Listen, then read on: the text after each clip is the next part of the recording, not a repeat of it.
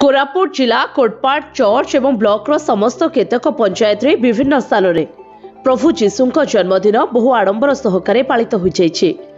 विशेषकर कोटपाड़ मुख्य चर्च ठारे हजार हजार संख्यार ख्रिस्टियान संप्रदाय धर्मावलंबी भाई भौणी माने एकत्रित होई विश्व शांति समूह प्रार्थना करथिले। या सहित प्रभु जीशुଙ୍କ धरावतरण को बेस आनंद एवं उल्लास सहित पालन करथिले।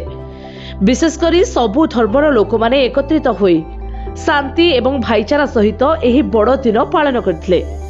आज दिन सारा प्रार्थना करने सहित संध्यारे कैंडल लगाई कोटपाड़ अंचल परिभ्रमण करथिले।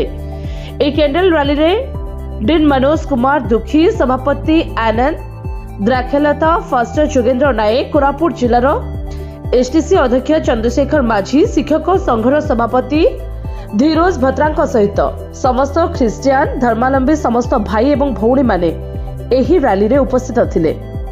मुख्यतः एही बड़ दिन रे एसएसटी अध्यक्ष चंद्रशेखर माझी, कोटपाड़ विधायिका पद्मिनी दियान, कोटपाड़ बीजेडी कार्यकारी सभापति एमडी शालीम, ब्लॉक सभापति तपन पाणिग्राही, कांग्रेस यूथ युव सभापति मुना खान, कांग्रेस ब्लॉक उपसभापति संतोष मिश्र, कोटपाड़ भारत मीडिया एसोसिएशन सभापति अजय कुमार मिश्र सहित समस्त सांबादिक माने समस्त ख्रीस्ट धर्मावलंबी भाई भौणी मानकु डिसेम्बर 25 बड़दिन उपलक्षे शुभेच्छा अभिनंदन जणाइथिले।